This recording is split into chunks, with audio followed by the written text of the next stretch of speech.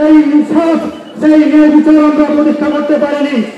রাষ্ট্রযন্ত্রে যেভাবে অধিষ্ঠিত হয়েছিল তারা প্রতিনিয়ত আমাদের সাথে প্রতারণা করেছে, তারা প্রতিনিয়ত বাংলার মানুষের সাথে প্রতারণা করেছে।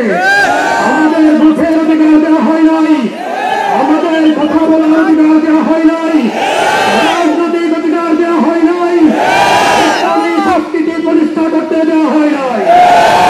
বন্ধুগণ, এদেশের মাটি ও মানুষের নেতা হযরত পীর সাহেব চরমনাই আধ্যাত্মিক পথ থেকে তিনি রাজপথে এসেছেন এদেশের মানুষকে একটি শান্তি সমৃদ্ধ কল্যাণ সমৃদ্ধ রাষ্ট্র প্রতিষ্ঠার জন্য, রাষ্ট্র পাহাড় দেওয়ার জন্য, যেখানে মানুষের মধ্যে কোনো ভুল থাকবে না, ভেদাভেদ থাকবে না, হানাহানি থাকবে না, বৈষম্য থাকবে না, দর্শন থাকবে না, চুরি থাকবে না, নির্যাতন থাকবে না। বন্ধুগণ, এমন একটি রাষ্ট্রের স্বপ্ন থেকে আমরা ইসলামী রাষ্ট্র ব্যবস্থা বলতে পারেন, একটি সুখী সমৃদ্ধ কল্যাণ রাষ্ট্র বলতে পারেন। ইসলামী আন্দোলন বাংলাদেশ এদেশের মানুষের ভাগ্যের পরিবর্তন করবার জন্য কাজ করে যাচ্ছে।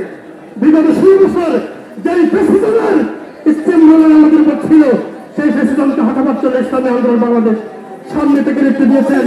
আমাদের মুহতারামের বক্তব্য আপনারা শুনেছেন, যখন ছাত্র ভাইদের বুকে বুলেট লেগেছিল হাওলাদার, মুহতারাম আমির ঘোষণা দিয়েছেন, এই মেরা বিকাশ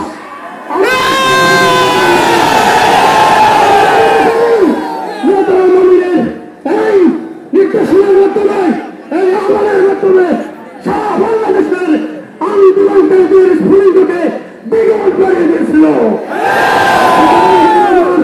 এই 24-এর গণঅভ্যুত্থানের নেতৃত্বদলকে অন্যতম সংগঠন ইসলামী আন্দোলন বাংলাদেশের অবদানকে অস্বীকার করবার কোন সুযোগ নেই।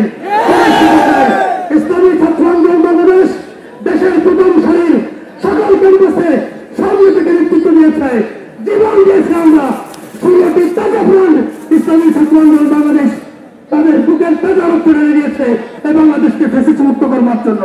ছাত্র বন্ধুগণ, আমরা যে দেশের স্বপ্ন দেখছি, আমরা যে দেশের স্বপ্ন দেখছি, একটি দুর্নীতিমুক্ত একটি দুঃশাসন মুক্ত সমাজের আমরা স্বপ্ন দেখছি। সেই জন্য খোদাবের নেতৃত্বের কোনো বিকল্প নেই, খোদাবের নেতৃত্বের কোনো বিকল্প নেই। এই দেশকে যদি করতে হলে পীর সাহেব চরমনাই বিকল্প নেই, এই দেশকে যদি সুন্দরভাবে করতে হলে ইসলামী আন্দোলন বিকল্প নেই। আগামী দিনের সকল আন্দোলন সংগ্রামে সাথে থাকার আমন্ত্রণ জানিয়ে শেষ করছি। আসসালামু আলাইকুম ওয়া রাহমাতুল্লাহি ওয়া বারাকাতুহু।